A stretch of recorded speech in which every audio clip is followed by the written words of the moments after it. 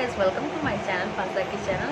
तो आज हम इसमें बात करेंगे बहुत सारे जो हमारे मेडिकल टर्म है, जैसे हम लोग को पढ़ना होता है कौन सा टॉपिक स्किन केयर जो हम बताते हैं ऐसे जनरली। तो स्किन केयर के बाद हम लोग को पढ़ना भी होता है। तो सब चीज़ रिलेटेड हमारी ये वीडियो होगा, थोड़ा लेंदी होगा क्योंकि हमने जो वीडियो बना रखा है तो उसमें हम लोग को वॉच टाइम भी कंप्लीट करना है। तो उसके अकॉर्डिंग मैं ये वीडियो बना रही हूँ कि अपना वॉच टाइम को कंप्लीट करने तो सर इसको लेंदी बना रही हूँ। तो आप चाहें तो इसको स्किप करके भी देख सकते हैं और देखिए ज़रूर। अगर आप मेरे चैनल पर न्यू है तो प्लीज़ सब्सक्राइब कर लें और लाइक करें इस वीडियो को। आई होप कि आपको अच्छा लगे।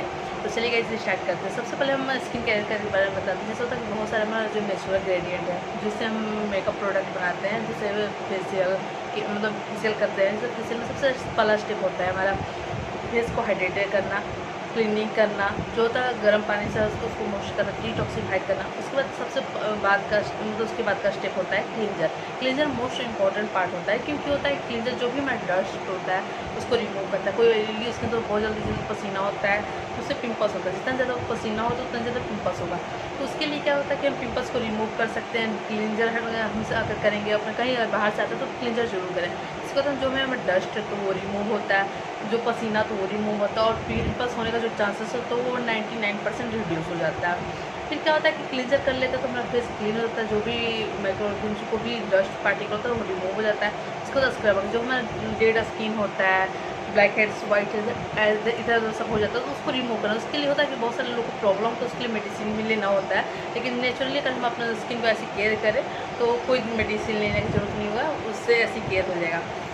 तो इसके लिए क्या करना कि ब्लैक हेड्स को रिमूव आप चाहे तो कुछ बाहर का जो स्क्रबर होता है वो भी यूज कर सकते हैं, चाहे नेचुरल इंग्रेडिएंट्स मैंने बता रखा है। टमाटो में शक्कर मिला के आप उससे भी स्क्रब कर सकते हैं। ऐसे एक राइस फ्लोर है जिसको आप स्टोर भी कर सकते हैं 10 दिनों तक, ज़्यादा दिन नहीं, 10 दिनों किसी डब्बे में स्टोर करके, क्योंकि वो नेचुरल इंग्रेडिएंट है, कच्चा पदार्थ तो ख़राब होने का चांसेस होता है गाइस। तो उसको अभी आप अपने फेस में उसमें थोड़ा सा लेमन चाहे मिला, चाहे दही मिला लिया, चाहे दाल मिल्क मिला लें। मतलब जो बचा हुआ दूध का पानी होता है, छाली होता है, उसको भी मिला सकते हैं और उसको मिलाकर अच्छे से मसाज कर जाएंगे। जेंटली मसाज करने का होता है कि एक स्टेप होता है इसको अपर की तरफ, फेस को अपर की तरफ टाइटिंग बनता है। जो हमारा फेस होता है उस साइड ये ऐसे टाइटिंग होता है, तो इसका एक स्टेप होता है। तो उसके अकॉर्डिंग आप मसाज करें। जो नोज के अराउंड करता है ऐसे, जो भी ब्लैक हेड्स होता है वो सब होता है, लिप के अराउंड ऐसे करना होता है, लिप के अराउंड ऐसे करना होता है, सब प्रकार स्टेप होता है। तो उसके जो हमारे ब्यूटी पार्लर्स को ले लिया जाता है। तो ब्यूटी पार्लर्स में होता है कि उन लोग का ऐसे बहुत सारे लोग ब्यूटी पार्लर्स ऐसे ही खोल देते हैं, लेकिन ब्यूटी पार्लर्स में भी उन लोगों का भी बायो से रिलेटेड होता है। उन लोग को भी स्टेप जानना होता है कि क्या कौन सा स्टेप होता है, कैसे हम लोग फेस को वॉश करते हैं। मतलब उन लोग को भी स्किन के बारे में हर एक चीज़ जानना होता है। तो क्या क्या स्टेप कर सकते हैं, क्योंकि अगर फेशियल का स्टेप थोड़ा सा भी गलत होता है तो उससे रिएक्शन भी हो सकता है, पिंपल्स भी हो सकता है, बहुत कुछ हो सकता है। तो ये सब इतना क्लींजर। उसके बाद स्क्रबर करने के बाद जो भी हमारा पोर होता है ओपन हो जाता है। तो ओपन पोर नहीं रखना, उसको क्लोज करा देना, नहीं तो फिर सब डस्ट बैठ जाएंगे तो ब्लैक हो जाएंगे, डार्क स्पॉट्स बन जाएंगे। तो उसको होता है कि उसको फेशियल मास्क एक मास्क अप्लाई कर, आप चाहे तो कॉफ़ी पाउडर का भी अप्लाई, चाहे तो फेशियल मास्क जो मिलता है बाहर शॉप पे तो वो भी अप्लाई कर सकते, चाहे तो नेचुरल इंग्रेडिएंट भी अप्लाई कर सकते, चाहे कुछ भी। तो मैं यहाँ पे बेसन का भी आपको रिकमेंड करूँगी। चाहे आप नेचुरल इंग्रेडिएंट का होता है कि कोई साइड इफेक्ट नहीं होता, तो आप कैसे भी कोई भी स्किन के लिए अप्लाई कर सकते हो, ऑयली हो, ड्राई हो, कोई भी स्किन के लिए आप अप्लाई कर सकते हैं। जिसके फेस पर ज़्यादा हेयर हो तो उससे भी रिमूव कर सकते हैं गाइस। तो मतलब बहुत ज़्यादा इंपॉर्टेंट होता है, बेनिफिशियल होता है। तो ये सब के लिए हम यूज कर सकते हैं। उसके बाद होता है कि आप देख सकते हैं, उसके बाद फेशियल मास्क अप्लाई करेंगे, उसको 10 से 15 मिनट, कोई भी फेशियल मास्क अप्लाई करें 10 से 15 मिनट के लिए रखें। उसके बाद धोने के बाद होता है कि ऐसे नहीं छोड़ना चाहिए, क्योंकि पोर ओपन होता है तो ब्लैक हेड से जाकर उसमें डार्क स्पॉट्स बना सकते हैं, पिंपल्स क्रिएट कर सकते हैं, बहुत सारा प्रॉब्लम भी हो सकता है। तो उसके लिए फिर क्या था, आप टोनर अप्लाई, टोनर से क्या होता है स्किन को टोनिंग भी बनता है, तो स्किन ग्लोइंग बनता है, शाइनिंग बनता है। तो उसका जो डार्क कॉम्प्लेक्स हट के ब्राइट कॉम्प्लेक्स में होता है, मतलब शाइनिंग स्किन, ग्लोइंग बनता है और फेयर स्किन बनता है। तो टोनर अप्लाई कर लें। उसके बाद अगर रात में सोना चाहते हैं तो मॉइस्चर अप्लाई कर सकते हैं। और बहुत सारा तो मतलब मेकअप हम लोग करते हैं, तो मेकअप के लिए हमें प्राइमर चाहिए, वो चाहिए, फ्लैट का नहीं रहेगा। तो आप चाहे तो सिंपल मेकअप भी कर सकते हैं। होता है कि मेकअप का मेन प्रोडक्ट होता है, आप चाहे तो सिंपल से मेकअप करें। अगर लिपस्टिक लगाए तो उसमें बेनिफिशियल आपका मेकअप प्रोडक्ट लगता है। लिपस्टिक लगाए तो आपका इसको मतलब एक अच्छा सा ग्लोइंग और शाइनिंग तो लगता है कि हाँ कुछ मेकअप किया हुआ है, बिना मेकअप प्रोडक्ट मेकअप लगता है। तो सिंपल चाहे तो आप वैसे मेकअप कर सकते हैं, चाहे तो जो भी। तो मेकअप करने के लिए तो हमारा बेस को लॉन्ग लास्टिंग बनाने के लिए होता है एक प्राइमर का जरूरत होता है, और पैच पैच कोई कोई फाउंडेशन लगता है, पैच पैच ही लगने लगता है। तो उस चीज़ को मतलब फाउंडेशन प्राइमर लगता है, फाउंडेशन पैच पैच होता है, तो उसके लिए हमें प्राइमर चाहिए। प्राइमर के लिए क्या होता है कि हम प्राइमर का कुछ भी यूज़ कर सकते हैं। प्राइमर जब बाहर खरीदने जाए शॉप पे तो बहुत महंगा कॉस्टली मिलता है, तो बहुत सारे लोगों को रिकमेंड नहीं कर पाते। तो आप चाहे तो एक नेचुरल प्रोडक्ट है एलोवेरा, जो आप बहुत सारे ब्रांड का आता है, वो यूज कर ले, थोड़ा सा लेके अपने वॉश कर ले, उसका प्राइमर लगा तो वो पैची नहीं होगा, आपका लॉन्ग लास्टिंग भी बनेगा और फाउंडेशन से कोई रिएक्शन होने का चांसेस भी नहीं रहेगा और उसका कोई साइड इफेक्ट नहीं है। तो ये सब आपके लिए हैक्स है। और बहुत सारे हैक्स होता है कि अगर हम फाउंडेशन लगाएं, जो ब्रश मेकअप प्रोडक्ट्स पॉलिश से ब्रश से यूज़ करते हैं, उसको अगर वॉश नहीं किए फिर से लगाए तो कभी भी पिम्पल्स हो जाता है। उस चीज़ को भी हम कभी भी ब्रश का यूज़ करें तो उसको अच्छे से वॉश कर ले, फिर उसको सुखा ले, उसके बाद उस ब्रश का यूज़ करें। ये सब होता है, रिस्क सब है जो आपको पिम्पल्स बचाता है। फिर होता है चेहरा देख लिया तो हेयर के लिए देखते हैं। हेयर के लिए होता है कि बहुत सारे लोग बाल झड़ने का प्रॉब्लम होता है, और बाल अच्छा भी है शाइनिंग नहीं है, शाइनिंग है तो विड्थ नहीं है, ऐसा बहुत सारा प्रॉब्लम है। तो विटामिन ई जो कैप्सूल होता है, मतलब बहुत सारे विटामिन जो होता है हमारे लिए बेनिफिशियल होता है, हेयर के लिए बेनिफिशियल होता है। विटामिन ई जो होता है हमारे हेयर के लिए बहुत ज़्यादा बेनिफिशियल होता है। तो विटामिन ई का कैप्सूल भी लगाता है, चाहे तो ऑयल के साथ मिक्स करके लगा ले। और जो होता है कि अगर कंसीलर हम लगाते कंसीलर अप्लाई करते हैं, उसके बाद हमारा स्ट्रेट होता है, शाइनिंग होता है, ग्लोइंग मतलब शाइनिंग होता है। इसमें एक अलग से निखार आता है, चाहे तो आप फेस के लिए ग्लोइंग यूज़ कर सकते हैं, इसके लिए फिर कंडीशनर का काम करता है, कंडीशनर जो अप्लाई करते हैं, सॉरी कंसीलर मैंने बोल दिया। तो आप ये सब अप्लाई कर सकते हैं। इसके बाद देखते हैं कंडीशनर बहुत सारे लोगों तक कि डायरेक्ट सर में अप्लाई करते हैं, तो उससे क्या होता है कि हमारा डैंड्रफ हो जाता है,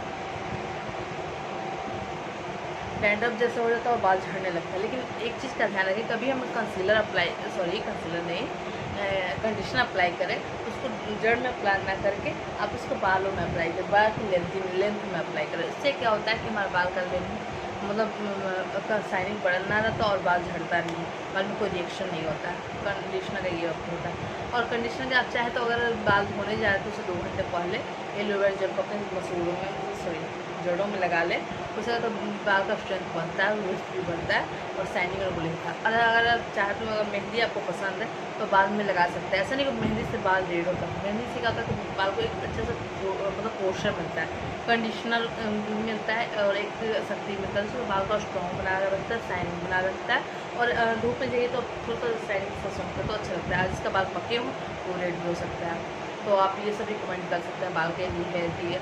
और जितना भी विटामिन पदार्थ हो, ग्रीन वेजिटेबल्स हो, तो ये सब ले सकते हैं। फिर ये सब हेयर के लिए होगा। फिर किसी को अगर डायबिटीज़ है, किसी को हार्ट प्रॉब्लम, तो उस सब के लिए भी हम आज बात करने वाले हैं गाइस। तो मान लीजिए किसी को डायबिटीज़ है, डायबिटीज़ तो जनरली हर घर में होता है। हम लोग तो लगभग हॉस्पिटल में रहते तो हमको मतलब बहुत सारे पेशेंट को लगभग जितने 100 लोग में से 90 लोग को डायबिटीज़ होता है। तो डायबिटीज़ से डरने का नहीं है, तो होता है कि उसको अगर मेंटेन करके रखें तो कंट्रोल रहेगा। आपको मतलब थोड़ा प्रॉब्लम तो होगा, क्योंकि अगर कंट्रोल है तो उससे कोई ज़्यादा दिक्कत नहीं है, नॉर्मल। लेकिन अगर वहीं अनकंट्रोल हुआ, अगर आप उससे अच्छे से इलाज नहीं कर रहे हो, सही से देखभाल नहीं कर रहे, तो उससे तो बहुत सारे प्रॉब्लम होता है। आपका हार्ट में भी इफेक्ट होता है, किडनी पर भी इफेक्ट होता है। अगर ये सब प्रॉब्लम हो तो समझ लीजिए पूरे बॉडी का इफेक्ट होता है। आँख पर भी इफेक्ट होता है, आँख का भी मिजाज कर सकता है, बहुत कुछ हो सकता है। तो क्या होता है कि हम देखेंगे कि चलिए डायबिटीज़ से क्या होता है। डायबिटीज़ एक ऐसा बीमारी होता है, शुगर का बीमारी, कि दो मतलब ऐसे तो नॉर्मली 2 टाइप से हम लोग जानते हैं, ऐसे उसको फिर 4 टाइप से क्लासिफाई करते हैं, उतना जानने की जरूरत नहीं है। 2 टाइप होता है कि एक होता है कि आदमी जो बहुत ज़्यादा चीनी खाता है, चीनी का मतलब डायरेक्ट हम चीनी ही नहीं कर सकते। अगर मेडिकल टर्म में बात करें तो जो आदमी ज़्यादा ग्लूकोज ATP इंटेक करता है तो उसको मतलब डायबिटीज़ होता है ज़्यादा, जितना हमारे बॉडी को नीड रहता है उससे ज़्यादा लेता है। तो लेकिन हम लोग आम भाषा में कहते हैं जो ज़्यादा चीनी खाता है तो उसको शुगर हो जाता है, शुगर की बीमारी हो जाती है। तो बात करेंगे तो वही नहीं होता है कि चीनी ज़्यादा लगता है तो ज़्यादा उसको ग्लूकोज मिलता है, ग्लूकोज ज़्यादा हमारे बॉडी में तो जब नहीं हो पाता, वो हमारे शरीर के लिए हानिकारक होता है। ठीक है, तो वैसे ही होता है। फिर होता है एक होता है जो आदमी बच्चा जो ऐसे ही होता है तो जेनेटिकली होता है। ठीक, तो हम लोग जो शुगर जानते हैं तो उसका हम लोग कैसे उसको रोकथाम कर सकते हैं, कैसे रोक सकते हैं, क्या कर सकते हैं, तो ये सभी हम बताते हैं आपको। तो रोकथाम करने के लिए कैसे ये चीज़ कर सकते हैं कि आप अगर किसी को डायबिटीज़ हो रखा है तो अपना कंटिन्यू में अपना फॉलोअप मेरा डॉक्टर को चेकअप कराते रहें। अगर जो आपको शुगर है तो उसका क्या रेगुलर चेकअप कर अपना ब्लड चेकअप करवाते रहें। अगर आपके पास सबसे अच्छा है कि आपको जो शुगर चेक करने वाला मॉनिटरिंग मिलता है, मशीन मिलता है, तो आप उसे खरीद कर रखें, अपने से डायरेक्ट क्लिक करें, ब्लड लें और उसकी चेकअप कर सकते हैं। ये सब चीज़ कर सकते हैं। और मतलब इसी का तो आप अपना मूल्यांकन करते हैं, इवैल्यूएशन कर सकते हैं, तो आपको पता चलता रहेगा कि हाँ कितना मेरा शुगर, कितना आपको क्या करना है, ये करना है। तो मतलब अगर शुगर का कम हो गया तो ज़्यादा आपको ये प्रॉब्लम कर सकता है, हाइपोकैल्सीमिया हो सकता, ग्लाइसेमिया हो सकता है, सॉरी, तो वो ज़्यादा आपको प्रॉब्लम हो सकता है। लेकिन बढ़ता है तो उसको आप कम कर सकते हैं, मैनेज कर सकते हैं। लेकिन अगर कम होता है तो उसको मैनेज करना बहुत क्रिटिकल होता है। इसलिए होता है कम नहीं होना चाहिए। अगर कम हो तो आप थोड़ा सा अपने पास शक्कर रख के रहें, थोड़ा सा पानी मिक्स करें, खा लें। और ज़्यादा आपको कम लगना चाहिए उसका मतलब इफेक्ट्स वगैरह शक्कर डिजीनेस होने लगेगा, मतलब ऐसा लगेगा कन्फ्यूजन होने लगेगा आदमी, ये सब तरीके से होने लगेगा। फिर उसके बाद होता है कि मतलब अगर बढ़ रहा है तो आप अगर आप फॉलो डॉक्टर का जो दवा प्रिस्क्राइब कर वो अगर ज़्यादा आपको अनकंट्रोल शुगर है तो उसके लिए इंसुलिन आता है, तो इंसुलिन आप खुद से भी ब्रीथ कर सकते हैं, मतलब डॉक्टर से एक बार सीख लें, उसको अपने से ले सकते हैं। ताकि मेनली हम लोग उसको सबक्यूटेनियस लेना होता है, जो डायबिटीज का इंसुलिन होता है, इंजेक्शन होता है, तो मेनली हम लोग नाभिक जो राउंड होता है अम्बिकल, उसके राउंड लेना होता है। तो एक ही पोजीशन पर नहीं लेते, एक ही साइड में, तो जैसे कभी आज यहाँ लिए तो फिर यहाँ लेना, फिर यहाँ लेना, फिर यहाँ, कैसे उसको घूमते रहना आप सर्कुलर मोशन में, कैसे भी, कभी इस साइड, कभी इस साइड, कभी इधर, ऊपर नीचे, ऐसे करते, ज़्यादा तो नहीं, मतलब चार जो फिंगर 4 सेंटीमीटर उसके बाद देना है बियॉन्ड, ठीक है।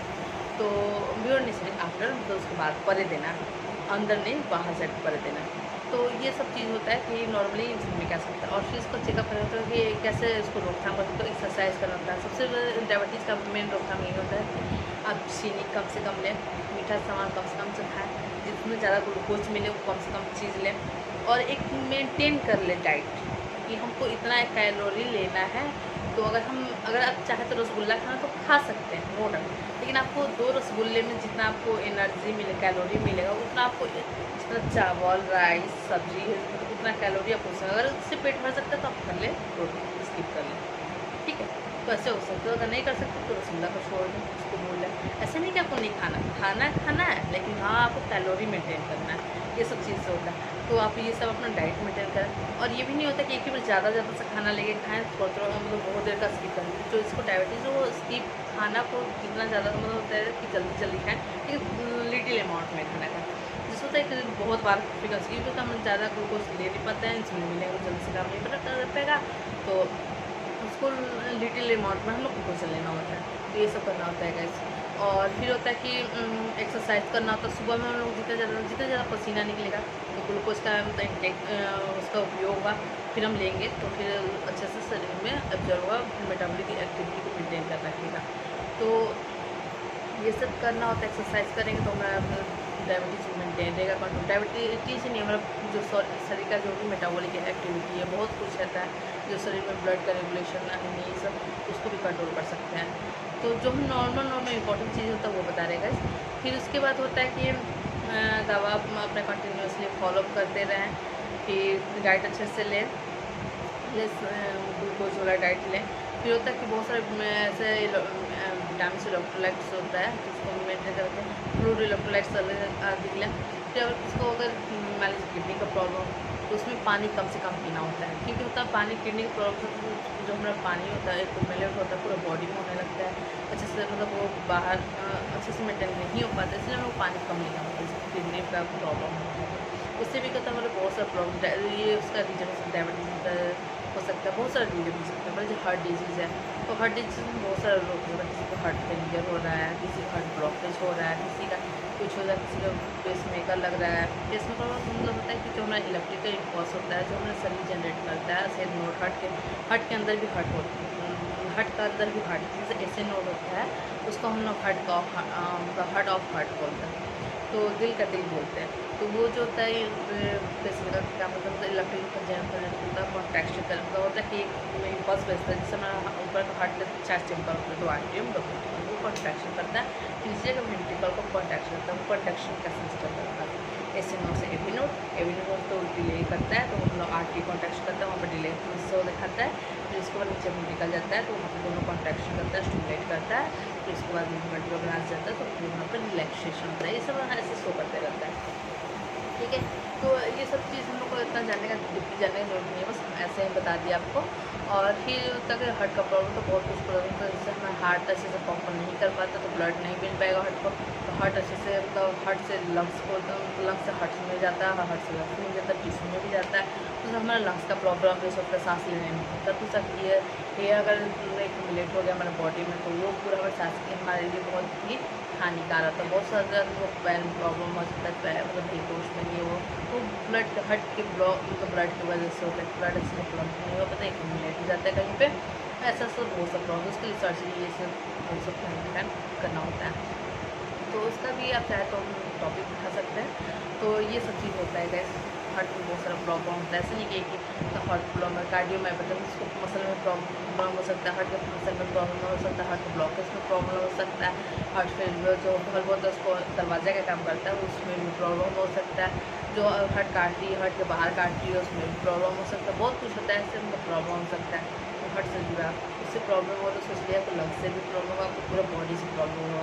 अगर मान लीजिए कि हार्ट फेलियर हो रहा है, ठीक है, तो हार्ट फेलियर अगर मान लीजिए आपका एक साइड लेफ्ट साइड हो रहा है और राइट साइड होता है। अगर लेफ्ट साइड हो रहा है तो कहता है हमारा हार्ट जो प्रॉब्लम होता है, जो लंग से लेके लेफ्ट साइड आता है, लेफ्ट आर्टियम में, तो वो कहता है प्योर ब्लड होता है, फिर वो जाके लेफ्ट वेंट्रिकल में जाता है, उससे हमारा टिश्यू में जाता है। तो वो क्या होता है कि अगर लेफ्ट साइड प्रॉब्लम हुआ तो लेफ्ट फेलियर हुआ तो हमारे ऊपर का जो लंग्स ला रहे हैं, तो लंग्स में नहीं हुआ तो सांस लेने में दिक्कत होगा, ये सब प्रॉब्लम। फिर राइट साइड में प्रॉब्लम, तो राइट साइड क्या होता है कि फिर से ये हार्ट लंग्स तक जाता है और हमारे पूरे बॉडी से ब्लड लेके राइट हार्ट में जाता है, राइट साइड। तो मतलब हमारा अगर राइट साइड में फेल हो रहा होगा तो पूरा हमारा बॉडी में प्रॉब्लम हो जाएगा, पूरी बॉडी में स्वेलिंग हो जाती है, इसके पैर खुलने लगता है। तो इस सब में राइट साइड हार्ट फेलियर की वजह से होता है। ऐसे इसी वजह से हम वजन भी बढ़ने लगा, बहुत सारा ऐसा प्रॉब्लम होता है, साइटिस होता है, पेट खुलने लगता है, एक्यूमुलेशन हो जाता है, ऐसा बहुत सा प्रॉब्लम होता है।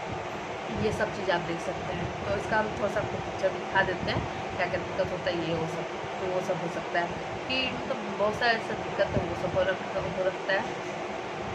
उसके बाद हार्ट से थोड़ा सा बात करें, थोड़ा डायबिटीज से बात, थोड़ा किडनी से बात कर लिए, थोड़ा सा स्किन से बात करें, थोड़ा सा हेयर से बात कर लिए, और थोड़ा सा होता है कि थोड़ा सा हम दवा से भी बात कर लेते हैं। तो दवा के लिए भी हम लोग क्या क्या बात कर सकते हैं। तो होता है कि नॉर्मली अगर किसी को ब्लीडिंग प्रॉब्लम हो, मतलब होता है कि अनेमिया हो, अनेमिया से थोड़ा बात करते हैं, उसके बाद और कुछ बात करते हैं। तो अनेमिया का नहीं होता कि मतलब अपसेंट, अनेमिया मतलब ब्लड, तो ब्लड की कमी होने लगती है। तो नॉर्मली हीमोग्लोबिन का लेवल होता है 12 से 15, ठीक है। तो फीमेल में देखते हैं तो 11 से 13 और मेल में देखते हैं तो 13 से लेकर 17 तक होता है, 17 mg पर डीएल होता है। तो उस तरह क्या होता है कि अगर इतना में रहता है तो आदमी हेल्दी है, स्वस्थ होता है, ये सब होता है। अगर वही अगर थोड़ा सा मतलब ब्लड में कमी होता है तो ब्लड क्या होता है कि हमारा ऑक्सीजन को जो सांस लेते हैं उसको रोक ले जाता है, तो शरीर का शरीर को जो भी मतलब फैलाता है। अगर ब्लड में ही प्रॉब्लम हो जाए तो पूरा शरीर में प्रॉब्लम हो सकता है। इसलिए हम लोग आयरन, फीमेल को ज़्यादा आयरन मतलब ये आयरन की कमी होती है और ब्लड की कमी होती है, क्योंकि उसमें मेंस्ट्रुएशन होता है, उससे भी बहुत सारा प्रॉब्लम होता है। तो ये सब चीज़ तो उससे होता है कि हम लोग में आयरन की ज़्यादा कमी होती है, ब्लड की ज़्यादा कमी होती है, प्रॉब्लम होता है, उसमें से बहुत सारा दिक्कत होना, पेन होने लगता है, मतलब बहुत सारा प्रॉब्लम होता है। और अनेमिया हो तो उसका लक्षण ये हो सकता है पैलर, मतलब उसकी आँख दे सकते हैं वाइट, येलोइश वाइटिस दिखने लगेगा। अनेमिया हो तो ब्लड की कमी हो, जो नेल होता है जैसे पिंकिश पिंकिश हल्का दिखता है, ऐसे उसका ये देखते हैं तो पिंकिश पिंकिश दिखता है, ऐसे होता है कि देखेंगे तो वाइट बस येलो दिखने लगता है। तो ये सब इसका लक्षण है। जिप जैसे टंग एकदम पिंकिश नहीं लगेगा, येलोइश लगेगा, बहुत कुछ ऐसा रहता है। फिर उसका हाथ आप दाबेंगे तो जल्दी से रेड नहीं होगा, टाइम लगेगा, उसको झंझनाहट होने लगेगी। अगर ब्लड की कमी हो तो वीकनेस लगेगा, थकान लगेगा, बहुत नींद लगेगी, ये सब उसका प्रॉब्लम होता है अनीमिया का। तो आप ये सब चीज़ देख सकते हैं। अनीमिया में फिर हम लोग ये चीज़ देखते हैं कि उसको ठीक कैसे, तो आयरन स्टेरॉइड लेने के लिए जितना जैसे होता है सलजम होता है, रेड कलर का होता है। तो आदमी ऐसा बोलता है कि रेड चीज़ खाने से होता है, तो ये चीज़ सही है, बेस्ट फैक्ट होता है क्योंकि उसमें आयरन पाया जाता है, वो हमारे शरीर में जल्दी से ब्लड बढ़ाने में मदद करता है। और आयरन रिच डाइट से साग होता है, हरी सब्जियाँ खाते उसमें आयरन मिलता है।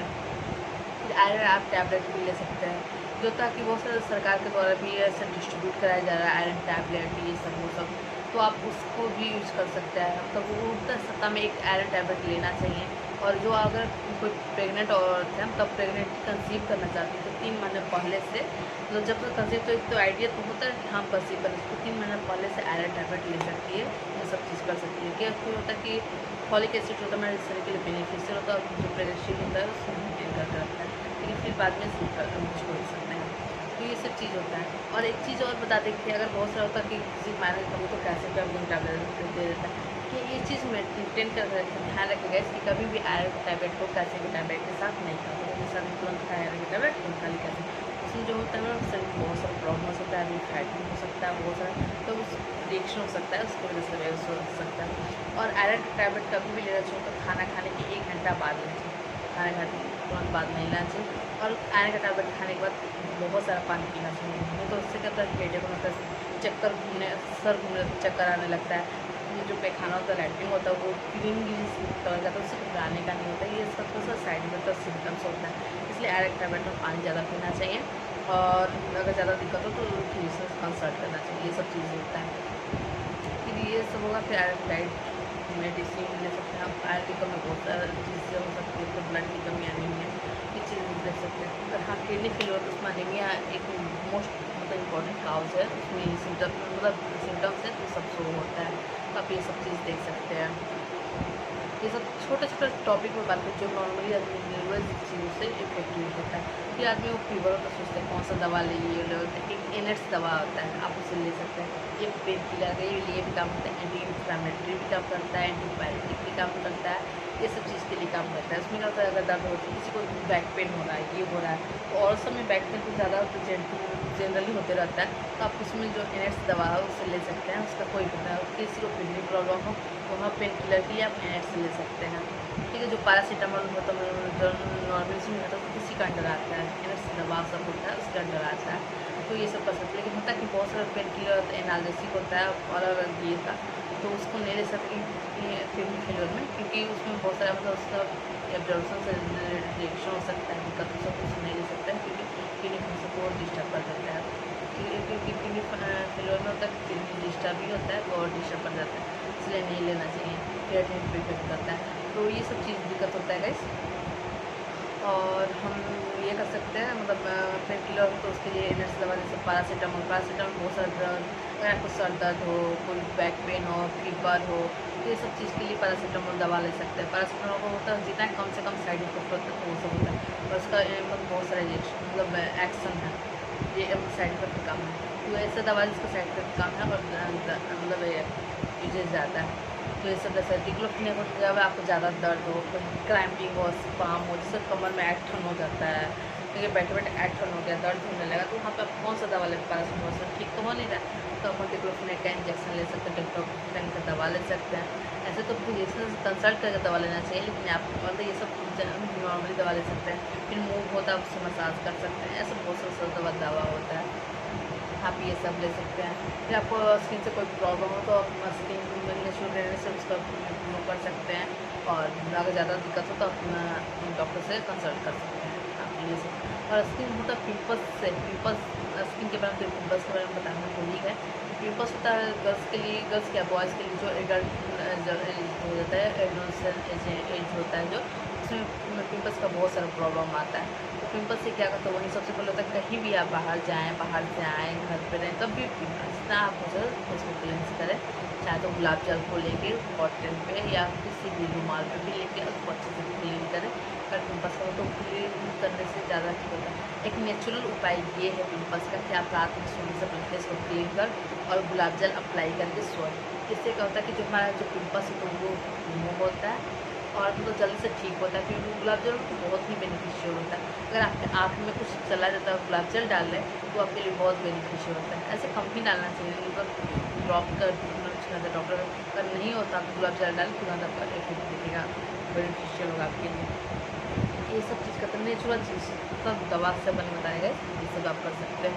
बहुत सारा ऐसा चीज़ है फील होता है कि स्किन आपकी ग्लोइंग होता है, शाइनिंग नहीं कर रहा है, तो नॉर्मली आप लेमन को लेके आप सुबह में या रात में कोई भी अगर किसी एक चीज़ आपको बताने से कोई भी आप किसी मास्क अप्लाई करते हैं तो रात में आप सोने से पहले अप्लाई करें, उसके बाद धो के टोनर या मॉइस्चर लगा के सो जाए। सुबह में उसका इफेक्ट अच्छा आता है, क्योंकि रात फिर सो जाएंगे मतलब चेहरा को रेस्ट मिल जाता है। तो जो भी हम अपना चेहरा का काम करते हैं कोई डस्ट नहीं आने वाला, कोई हम लोग क्रीम अप्लाई नहीं करते उसको अच्छे से मॉइस्चर मिलता है, एक तो मतलब होता है कि टाइम मिलता है, अच्छा से टाइम ड्यूरेशन मिलता है कि अपना अच्छे से वो मेंटेन करें ग्लोइंग। जैसे किसी का दिन कराता है होता है कि 2-3 दिन तक कोई क्रीम नहीं लगाना, इसी वजह से तो होता है कि कोई क्रीम नहीं लगाना, तो आप उससे छोड़ सकते हैं रेस्ट में तो शाइनिंग ग्लोइंग। और लेमन आप अप्लाई कर लें तो उससे इसके खटास से अपना स्किन शाइनिंग ग्लोइंग तो और टाइटनिंग बनता है। तो किसी चेहरा लूज है तो अपने उससे अप्लाई कर सकते हैं, आपका चेहरा टाइट हो। और ज़्यादा लूज है तो उसमें साइड लेमन में थोड़ा चीनी मिला के उससे मसाज कर ले, सब स्किन टाइटनिंग बनता है। चाहे तो लेमन में मिला के लेमन में नींबू मतलब शक्कर मिला के हनी में आप चीनी मिला के उसे भी अप्लाई कर सकते हो स्क्रबर के तरह, चेहरा टाइटनिंग करेगा। तो ये सब चीज़ें है गैस कि आप अप्लाई कर सकते हैं, नॉर्मली आप जनरली अप्लाई कर सकते हैं। चलिए थोड़ा सा सबके बारे में जान लेंगे, लेकिन थोड़ा सा हार्ट के बारे में थोड़ा सा अच्छे से इलोबरेट करते हैं। तो हार्ट जो डिजीज़ होता है उसमें बहुत सारे डिजीज़ होता है, valvular disease, heart block, artery disease, मतलब heart block, cardiomyopathy, heart failure, ये सब चीज़ हो सकता है। तो कार्डियोमायोपैथी, हार्ट फेलियर, ये सब चीज़ चलिए हम जानते हैं। और हाँ कार्डाइटिस तो चलिए कार्डाइटिस से स्टार्ट करते हैं। कार्डाइटिस क्या होता है? कार्डिया का हार्ट, आइटिस मतलब इन्फ्लामेशन, तो इन्फ्लामेशन ऑफ द हार्ट होता है। ये कहता है कि हमारे हार्ट में 3 लेयर होता है, एंडोथेलियम, मायोकार्डियम और पेरिकार्डियम। मतलब एंडोथेलियम मतलब इनोकार्डियम, मायोकार्डियम, पेरिकार्डियम। तो पेरिकार्डियम बाहर की तरफ होता है, इनोकार्डियम अंदर की तरफ होता है, हार्ट जो होता है उस साइड, और मायोकार्डियम बीच की मसल को सबसे थिक मसल होता है, कॉन्ट्रैक्शन करने में मदद है। पेरिकार्डियम का फ्रिक्शन को रोकता है, उसमें 2 लेयर होते हैं पेरिकार्डियम का, पेराइटल और विसरल जो अंदर साइड पेरिकार्डियम, पेराइटल के बाद उनके बीच में एक लेयर 2 लेयर बीच में रोक रहता है, इन्फॉर्मेशन को फ्रिक्शन होने से रोकता है और मतलब उनको स्मूथ बनाने रखता है, कॉन्ट्रैक्शन करने में मदद करता है, ये सब चीज़ होता है। तो चलिए पढ़ते हैं, मतलब जानते थोड़ा सा, क्योंकि वीडियो को थोड़ा सा लेंदी बनाते हैं, क्योंकि वास्ट टाइम कंप्लीट करना तो इसलिए थोड़ा सा लेंदी को तो कर सकते हैं। तो चलिए देखते हैं पेरिकार्डियम मतलब पेरिकार्डियम का कोई इन्फ्लामेशन तो उसको पेरिकार्डाइटिस बोलते हैं। इसमें 4 तरह का टाइप पाया जाता है। तो इसमें इम्पोर्टेंट पार्ट होता है कि एक कार्डियक टेम्पोनेंट, ज़्यादा नहीं बताएंगे जो जो इम्पोर्टेंस होती है रोबोट। कार्डियक टेम्पोनेंट क्या होता है कि इसको इमरजेंसी केस भी बोलते हैं। इसको चाहे तो हम लोग इफ्यूजन मतलब पेरिकार्डस इफ्यूजन भी बोल सकते हैं, लेकिन पेरिकार्डियम ये इमरजेंसी केस नहीं होता है। कार्डियक टेम्पोनेंट इमरजेंसी केस होता है क्योंकि जो हमारा हार्ट का में होता है फ्लूइड एक्युमुलेट हो जाता है, एक्युमुलेट होने से कि पल्मोनरी एम्बोलिज्म नहीं कर सकता है। तो उससे क्या होता है कि हमारे हार्ट में बहुत सारा प्रॉब्लम आता है, तो बहुत सारा लक्षण शो करता है, तो इसलिए इमरजेंसी केस होता है। इमरजेंसी में हम लोगों को दवा देना होता है। इसमें एनर्जी अगर दर्द, चेस्ट पेन हो जाता है, पेरिकार्डस जो पेन होता है, एक एंजाइना पेन होता है, एक पेरिकार्डाइटिस पेन होता है। तो एंजाइना पेन क्या होता है कि एंजाइना जो पेन होता है वो होता है कि चेस्ट पेन होता है, ये रेडिएटर होता है। एक एंजाइना पर मैंने वीडियो बना रखा है, आप देख सकते हैं। तो वहाँ पे जो पेन होता है रेडिएटर में छाती, एब्डोमेन होता है, यहाँ पे मैक्सिला, तो ये सब आर्म, शोल्डर, ये सब रेडिएट होता है। ये मतलब रेडिएट होता है जस्ट ऑक्सीजन, एक कुछ जगह रिलीफ हो सकता है, रिलीफ हो सकता है। तो पेरिकार्डाइटिस जो पेन होता है वो नहीं मतलब आपका वो रेडिएट नहीं होता, शोल्डर और आर्म में होता है। और इसको अगर हाँ पेट के मतलब पेट के बाहर सोलाया जाए तो आदमी पेट के अकॉर्डिंग, पेट के नीड के अकॉर्डिंग रेस्ट करे तो पेन का रिलीफ हो जाता है। पेन हो तो एनेक्स देते हैं, कोई चेस्ट पेन तो एंजीटेंसिन देते हैं, ये सब देते हैं, प्रोग्राम होता है। इसका साइन सिम्टम्स क्या होता है? साइन सिम्टम्स ये होता है कि मतलब ब्लड फ्यूजन तो फिजिकल अच्छे से कॉन्टैक्ट नहीं तो ब्लड मैंने रोटे तक नहीं पाएगा, से टिश्यू तक नहीं पहुँच पाएगा, ये सब प्रॉब्लम होगा।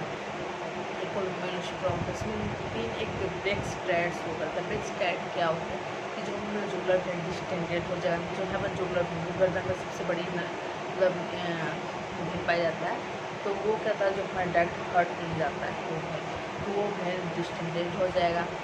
जो हमारा हार्ट का साउंड है मफल हार्ट साउंड, मतलब मरमल ऐसे टाइप से हार्ट साउंड सुनाई देगा। हाइपोटेंसिव ब्लड प्रेशर डिक्रीज होगा, उसकी कंपनसेट करने के साथ ब्रैकीकार्डिया और पल्स इंक्रीज हो जाएगा, ये सब चीज़ होता है। फिर ये होता है कि बहुत सारे सा कुस्मल सिंड्रोम शो होता है, फिर पल्सेशन शो होता है। मायोकार्डिया अगर इन्फेक्शन होने की वजह से पेरिकार्डाइटिस होता है आदमी को, तो उसको तक पल्सेस ये सिंड्रोम होता है। ऐसे बहुत सारे सिंड्रोम शो होता है, तो आप ये सब देख सकते हैं। तो मेन इसका ये और डायबिटिक्स लेते हैं क्योंकि उससे ब्लड कमीशन डायबिटिक्स टेकआउट को बढ़ा देता है, तो उसे दवा देता है। फिर देखते हैं कि ये देखिए रिकार्डाइटिस इंडोकार्डाइटिस देखते हैं, अंदर बाहर का देखते तो अंदर का देखते हैं। तो इंडोकार्डाइटिस में इसमें इंडोकार्डियम इन्फ्लामेशन ऑफ इंडोकार्डियम, इसमें मतलब ये पेन जिसको ये मेनली मतलब होता है माइक्रोऑर्गेनिज्म का, माइक्रोऑर्गेनिज्म से bacteria viral parasitic worm disease haemophilus streptococcus, ये हो सकता है टीबी होता है, कोई ट्रॉमा इंजरी हो रखा उससे हो जाता है, बहुत सारे काउजेज से उससे हो जाता है।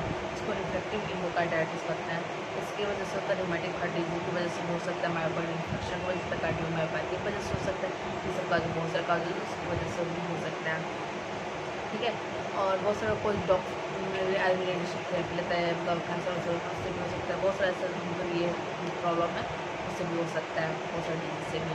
तो इसको क्या होता है कि इसका भी सिम्टम बहुत होता है कि जेनुअल लीजन शो करता है, जेनुअल लीजन शो करता है और स्पॉट शो करता है, मतलब बहुत सारा स्पॉट शो करता है। इसका चलिए हम आपको ये फिगर से भी दिखा देते हैं आपको, तो आप देखते रहिए। फिर अनेमिया भी होता है, इमोबिलिज्म शो करता है, हेमरेज शो करता है, हेमरेज भी शो होता है, स्पिंडल हेमरेज भी शो होता है। तो बहुत कुछ है। एक पोस्ट स्पोर्ट जो हमारे आँख में होता है ना, एक ब्राइट सा रेडी सा स्पोर्ट शो करता है, स्पोर्ट्स बोलते हैं। इस स्पोर्ट्स को बहुत सारे लक्षण शो करता है, अनेमिया होता है, चेस्ट पेन तो होगा ही, दर्द हो रहा है तो चेस्ट पेन होता है, तो इसमें मेन दवा देंगे, इसमें डायबिटीज देंगे, न्यूट्रिशन देंगे, फिर इसमें इनहिबिटर देंगे, ये सब दवा सब देते हैं। फिर मायोकार्डाइटिस से इन्फ्लुएंस हो मायोकार्डियम जो बीच का लेयर पर उसमें भी इन्फ्लामेशन हो जाता है, तो ये सब देख सकते हैं। तो इसमें भी चेस्ट पेन होगा, लेकिन यहाँ पे एक चीज़ ध्यान रखें, यहाँ पर जो चेस्ट पेन होता है यहाँ पर हम लोग एनएक्स दवा पर पेन किलर नहीं देते, दूसरा एनालिसिस दवा देंगे, एनएक्स दवा नहीं देते, ये सब चीज़ होता है। कार्डियोमायोपैथी, कार्डियो मतलब हार्ट, दूसरा डिजीज पड़ता है कार्डियोमायोपैथी। कार्डियोमायोपैथी मतलब कार्डियो मतलब हार्ट, मायो मतलब मसल्स, पैथी मतलब डिजीज, हार्ट के मसल्स का डिजीज होता है। तो इसमें भी बहुत सारा डिजीज हो जाता है गाइस, कार्डियोमायोपैथी हार्ट के मसल्स में डिजीज आप चाहें तो हो सकते हैं।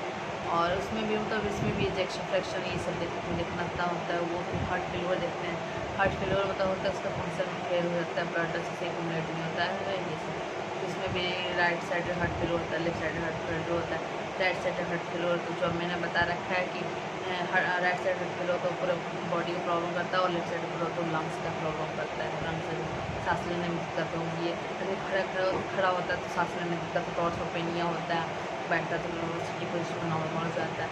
उसको अगर किसी को सांस लेने में दिक्कत हो तो इसके क्या होता है, तो लेटा के सर को 45 डिग्री तक एलिवेट करना होता है, ये सब करना होता है। आप ये सब चीज़ कर सकते हैं। फिर बहुत सारा ऐसा ये है, आप मैनेज कर सकते हो। और ज़्यादा प्रॉब्लम हो तो ऑक्सीजन प्रोवाइड कराना, तो ये सब प्रोवाइड कराना होता है। नर्सिंग मैनेजमेंट करने का मतलब ये होता है कि आदमी मतलब आप मदद देगा, एक केयर होता है इसमें। मतलब हॉस्पिटल एरिया में तो नर्सेज केयर करते हैं, और प्रिपेयर होता है कि फीमेल अच्छे से कोई भी केयर कर सकता है, केयर करना होता है, ये सब चीज़ करना होता है। आप ये सब चीज़ देखते हैं, ऑक्सीजन प्रोवाइड करना, फूड इनटेक मैनेज करना, दवा देना, अच्छे से उनको टीचिंग करना, समझाना कि आप ये दवा लेंगे इसका ये हो सकता है। फिर फ्रूट गम जिसका ये रिएक्शन होता है आपको लेना पड़ेगा, ऐसे करना, एक्सरसाइज करना होगा, ये सब फिर टीचिंग करना होता है, ये सब वो सब टर्म आता है ऐसे।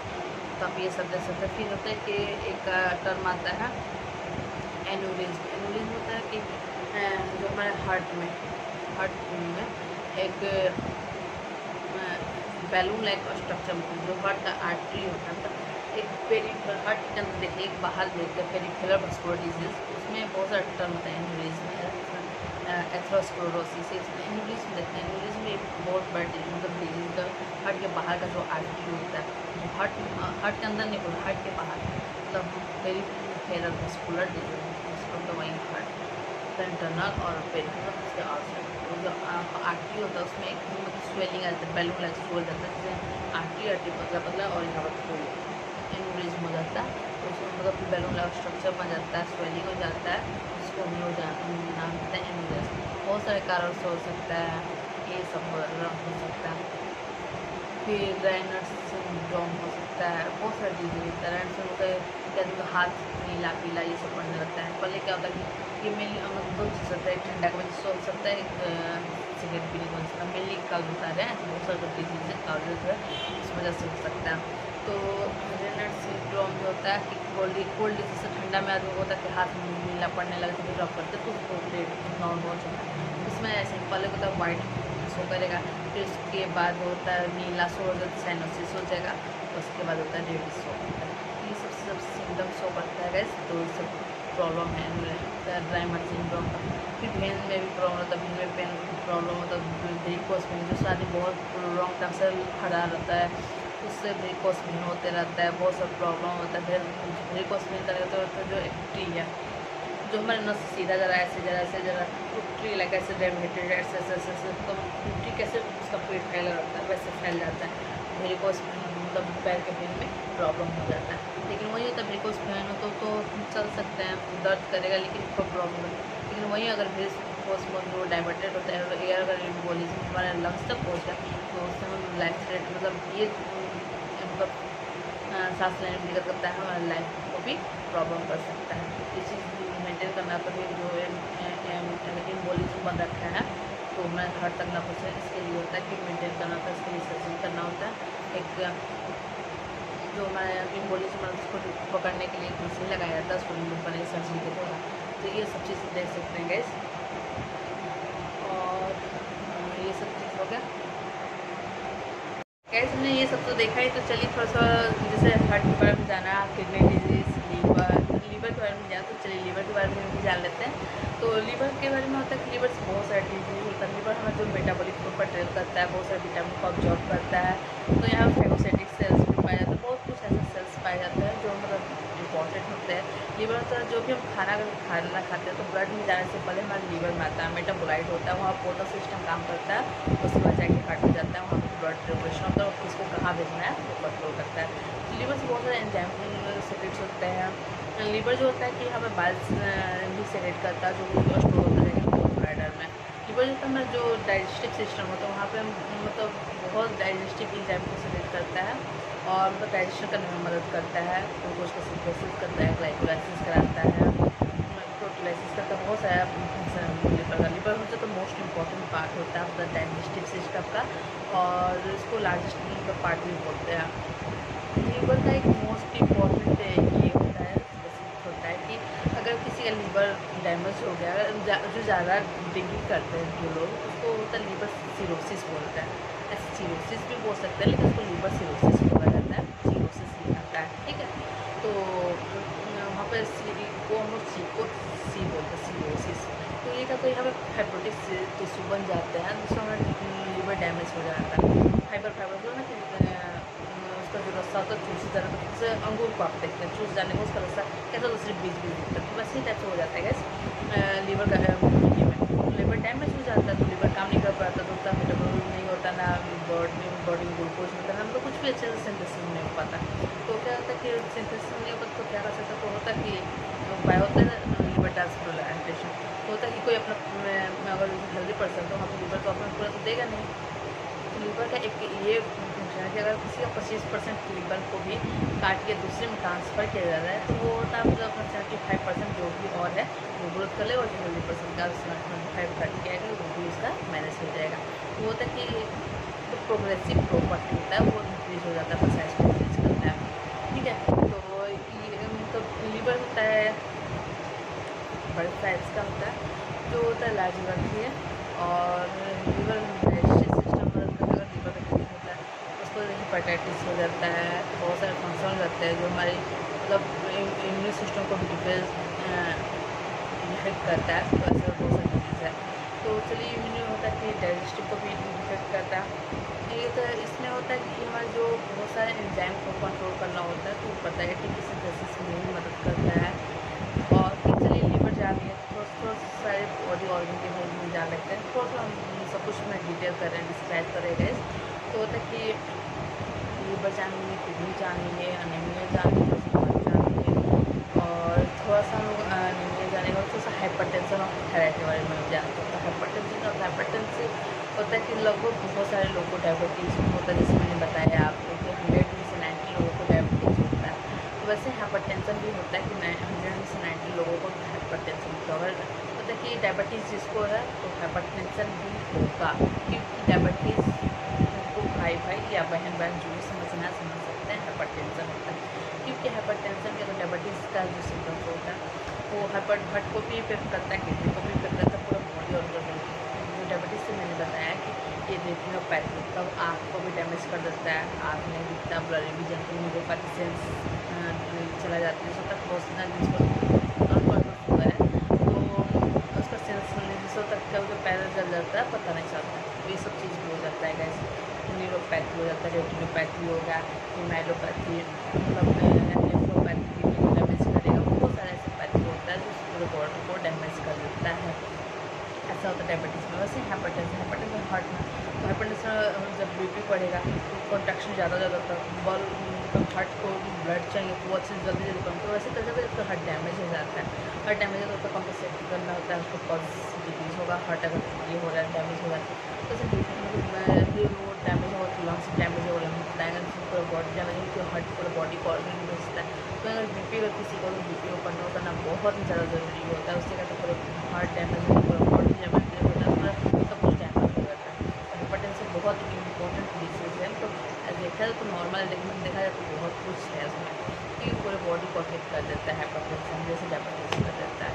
तो हाइपरटेंशन होता है कि बीपी इंक्रीज हो जाता है। नॉर्मल हमारा बीपी होता है, ब्लड प्रेशर होता है 120/80 mmHg, और जो 120 को सिस्टोलिक हमारा ब्लड कॉन्ट्रैक्शन करता है वो करता है, नीचे होता है डायस्टोलिक 80। तो 80 होता है जहाँ पर हमारा ब्लड रिलैक्सेशन होता है, मतलब यहाँ पे एक हल होता है, मतलब वो शो करता है। तो ये हमारा सिस्टोलिक और डायस्टोलिक कॉन्ट्रैक्शन और रिलैक्सेशन रेट शो होता है, तो ये चीज़ होता है, ठीक है।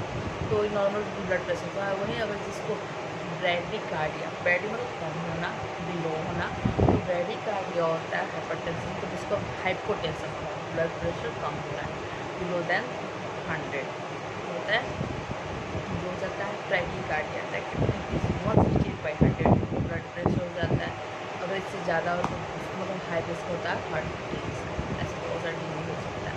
तो ये सब नॉर्मल सब। फिर थायराइड वर्क हो जाता है। थायराइड होता है मेन गलत हवा पाया जाता है थायराइड। तो थायराइड का होता है अगर किसी को थायराइड हो रहा है प्रॉब्लम, तो उससे अगर किसी भी बॉडी स्वेलिंग होने लगा, तो ज़्यादा पतला हो जाता है, तो थायराइड का सिम्टम्स होगा। थायराइड होता है कि अब गर्ल्स फेस हो जाता है, बोन फेस भी हो सकते हैं, क्योंकि थायराइड होता है ये हमारे मेटाबॉलिक को भी कंट्रोल करता है, ब्लड प्रेशर को भी मैनेज करता है, वाटर एब्जॉर्प्शन करता है, प्रेगनेंसी में भी बहुत मोस्ट इम्पॉर्टेंट होता है, पूरे बॉडी फंक्शन को कंट्रोल करता है। तो ऐसा सब कुछ थायराइड के बारे में जानते हैं। तो थायराइड क्या होता है कि अगर मतलब थायराइड जो हार्मोन होता है, इसमें T3, T4 हार्मोन्स पाए जाते हैं, तो वो सब विषय होता है जो मतलब यहाँ पे मतलब कंट्रोल होता है थायराइड। तो अगर किसी को होता है अगर थायराइड हुआ, बॉडी का स्वेलिंग होने लगा, तो यहाँ पे जो थायराइड हार्मोन होता है वो कंपनसेट करने के लिए, मतलब कमी हो रहा है, थायराइड की कमी हो रही है, हाइपोथायराइडिज्म हो रहा है, हाइपोथायराइडिज्म यानी बॉडी को लेकर थायराइड में यहाँ पर हार्मोन की कमी होता है, हार्मोन थायराइड कंपनसेट कर रहा है, कंपनसेट कर तो ज़्यादा निकाल रहा है, बॉडी को स्वेलिंग कर रहा है, ये कर रहा है, बॉडी मेटाबॉलिज्म को मेंटेन करता है। और वही जब हाइपरटेंशन हाइपरथायराइडिज्म होता है, तो वहाँ पर हार्मोन की कम देता है, इंक्रीज हो रहा है, तो वहाँ कंपनसेट हाइपोथायराइडिज्म बॉडी मतलब वहाँ पर कम हो रहा है, तो वो बॉडी में निकाला तो बॉडी स्वेलिंग हो रहा है। हाइपरथायराइडिज्म बॉडी वो मतलब ज़्यादा है तो वो कम करेगा, तो हम और ज़्यादा पतला होता है उससे बोलते जाते हैं, ये होता है थायराइडिज्म। मोस्ट इंपॉर्टेंट होता है मेटाबॉलिक रेगुलेशन करता है, वहाँ पे ब्लड मेटाबॉलिज्म ब्लड फॉर्मेशन में मदद करता है। लीवर भी होता है वहाँ पर ब्लड फॉर्मेशन होता है, तो बच्चों में ऐसे दे सकते हैं, थेरोसाइटिक होता है, तो ये सब आप दे सकते हैं थायराइड। फिर उधर प्रेगनेंसी की बात होती है, प्रेगनेंसी तो मोस्ट इंपॉर्टेंट होता है, तो लेडीज़ होते प्रेगनेंट तो उसमें बहुत सारा ऐसा ड्रग होता है कि मतलब जैसे माना जाता है प्रेगनेंट होना उसको ज़्यादा दवा नहीं खाना चाहिए, क्योंकि वो बहुत सारे मतलब जो हमारे जो प्रेगनेंसी के दौरान जो एंडोक्राइन होती है, जो हमारा हार्मोनल सिस्टम है, सब कुछ चेंज हो जाता है। जो नॉर्मल फंक्शन है उसके अकॉर्डिंग सारा फंक्शन चेंज हो जाता है। तो प्रेगनेंसी के दौरान इससे होता है कि बहुत सारे ड्रग नहीं लिया जाता है, प्रेगनेंसी में अवॉइड किया जाता है। बहुत सारे ड्रग ऐसे जो वो नॉर्मल सिम्टम वोमिटिंग कुछ नहीं रहता, लेकिन प्रेगनेंसी में नहीं रहता ऐसे। उसके लिए अलग से ड्रग्स बना रखा है, उसका कंट्राइंडिकेशन नहीं होता। बहुत सारे ऐसे ड्रग्स से कंट्राइंडिकेशन होता है, क्योंकि जो हमारा प्रेशर होता है एब्डोमेन के ऊपर, वो डायफ्राम पर जाके प्रेशर डालते रहता है। जब तक डायफ्राम एब्डोमेन पर डालते तो उसमें बहुत सारी डिस्टिपनिया भी होता है, सांस लेने की तरह की। इसलिए प्रेगनेंसी में जब हम लोग प्रेगनेंट होता है तो उसमें हार्मोन निकलता है, ठीक है, प्रोलैक्टिन, ऑक्सीटोसिन। प्रोलैक्टिन होता है उनकी इंजेक्शन करवाता है, उनका प्रोडक्शन कराता है, मिल्क प्रोडक्शन प्रोलैक्टिन, और क्या कहता है ऑक्सीटोसिन ये तो रिलीज करने में मतलब हम एक बनना और एक को निकालना, तो ये चीज़ होती है। ये हार्मोन होता है प्रोलैक्टिन, मिल्क प्रोडक्शन करवाता है, ऑक्सीटोसिन मिल्क इंजेक्शन भी करवाता भी। और जो होता है इंट्रस में कॉन्ट्रैक्शन होता है, जब बच्चे पैदा होने लगते तो कभी कभी तो दर्द होता है, दर्द होता है तो वहाँ पे कभी कभी इंजेक्शन देना पड़ता है, क्योंकि दर्द जो कॉन्ट्रैक्शन नहीं होता, दर्द नहीं हो पाता, वहाँ पर ऑक्सीटोसिन का इंजेक्शन देगा कि कॉन्ट्रैक्शन ज़्यादा हो, दर्द हो और बच्चा अच्छे से पूरी हो जाए। तो यहाँ पे जो हम लोग कॉन्ट्रैक्शन के साथ साथ ब्रेस्ट में भी कॉन्ट्रैक्शन मतलब हार्मोन का शेक्रेशन होता है जो इफेक्ट करता है हमारे प्रेगनेंसी को। तो वहाँ पर जो प्रेगनेंसी होता है ऑक्सीटोसिन चाहिए यहाँ पर रिलीज हो, बच्चा पैदा हुआ सारे कंट्रोल में माइंड है। तो ये सब चीज़ है। फिर होता है कि एंडोक्राइन में बहुत सारा होता है, एड्रेनल किडनी तो सारी डर जाना, कभी ऐसे डर या ये होता है, तो हमें किडनी को एड्रेनल सिम्टम्स को स्ट्रेस होता है, कभी आदमी ये मेंटेन होता है, तो वो सब हमारे किडनी को एड्रेनल ग्लैंड द्वारा कंट्रोल किया जाता है। फिर होता है कि हम देखते हैं थोड़ा चलिए कैंसर के बारे में बताते हैं। कैंसर में क्या होता है कि जो हमारा कैंसर सेल होता है, मतलब कैंसर जो बिनाइगन सेल होता है, मतलब एक हमारे पूरे बॉडी में किसी को भी कैंसर होता है, कैंसर एक जेनेटिक डिजीज हो सकता है, कैंसर हो सकता है किसी रेडिएशन की वजह से होता है, स्किन कैंसर, लंग कैंसर भी हो सकता है, मतलब जो ज़्यादा सिगरेट पी लेते हैं, स्मोकिंग करते हैं, वो लंग कैंसर भी हो सकता है, बहुत सारे बोन कैंसर भी होता है, बहुत सारा कैंसर होता है, ठीक है।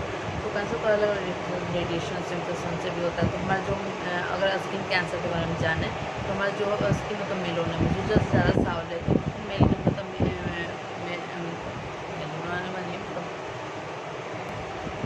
मेलानिन पिगमेंट जो होता है उनमें पाया जाता है। मेलानिन पिगमेंट क्या होता है, जो हमारे स्किन से रेडिएशन, सन से रेडिएशन निकलता है उसको कंट्रोल करता है और मतलब एक प्रोटेक्शन का प्रोवाइड करता है। जो ज़्यादा सावले तो उसका मेलानिन ज़्यादा पाया जाता है। और मतलब जो जहाँ ज़्यादा धूप निकलता है वहाँ देखते हैं लोग ज़्यादा काले होते हैं, क्योंकि वहाँ पर मेलानिन ज़्यादा पाया जाता है उनकी प्रोटेक्शन के लिए। तो होता है कि कंपनसेशन मेंटेनेंस होता है कि हमें इस चीज़ को एडियर करना, वो जहाँ ठंडा होता है वहाँ लोग पूरे होते हैं, इसी क्योंकि वहाँ पर मेलानिन कम पाया जाता है। जो पतले होते हैं वो धूप में जाए तो उनका स्किन ज़्यादा लाल हो जाएगा, डार्क कॉम्प्लेक्स भी सब धूप से होता है, जो धूप में मजा तो काले हो जाओ, तो मेलानिन इसी पे इफेक्ट करता है। जब हम लोग धूप हम लोग के लिए बहुत ज़्यादा नहीं थोड़ा विटामिन डी होता है, लेकिन वो 10 बजे के पहले वाला धूप होता है, तो हम लोग अगर थोड़ा सा भी धूप ले लेते हैं विटामिन डी हमारे शरीर में बहुत सारा एब्जॉर्ब हो जाता है, मतलब ले लिया जाता है, बॉडी पूरा शोषण कर लिया जाता है। तो ये सब चीज़ें होता है। और जो हम लोग 10 बजे के बाद अगर ऐसे जब समर का भी का जो दिन है तो अगर धूप में जाते हैं तो उससे क्या होता है कि हमारी बॉडी धूप से ज़्यादा धूप से ज़्यादा तो रेडिएशन आता है, उससे कैंसर भी हो सकता है, जो रेडिएशन को होता रहता है। तो ये सब चीज़ होता है, तो इस चीज़ को प्रोवाइड कर मतलब रिस्ट्रिक्ट करना होता है, नहीं जाना चाहिए धूप में। और ज़्यादातर जो छाता का यूज करे, कॉफी प्रोवाइड करे, ये सब चीज़ करना होता है।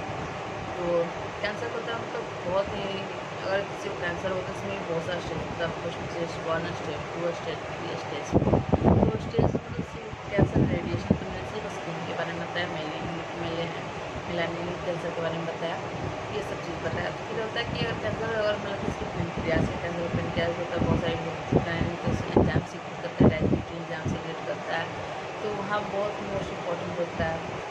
इसमें होता है यहाँ पर बीटा सेल्स पाए जाते हैं, अल्फा सेल्स चीज़ ये सब पाया जाता है, जो हमारे ग्लूकोज सिंथेसिस में भी मतलब ग्लाइकोजन फॉर्मेशन मतलब ये सब चीज़ फॉर्मेशन मदद करते हैं।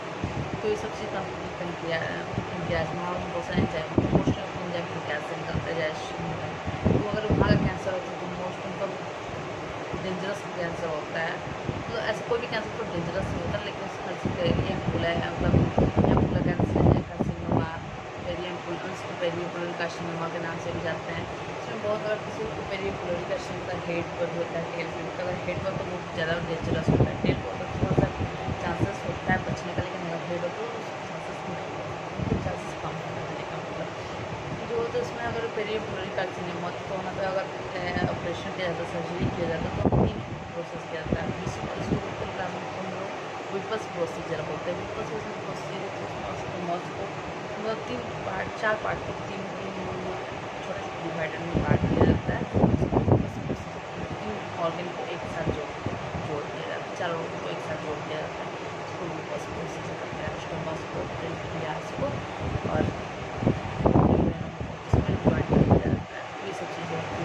फिर हम लोग देखते हैं कि ये पैनक्रियाज हो गई, लिवर हम लोग देख लिए। स्मॉल इंटेस्टाइन में भी देखो जॉइंटिस भी है, जॉइंटिस भी वहाँ पे फीड होता है।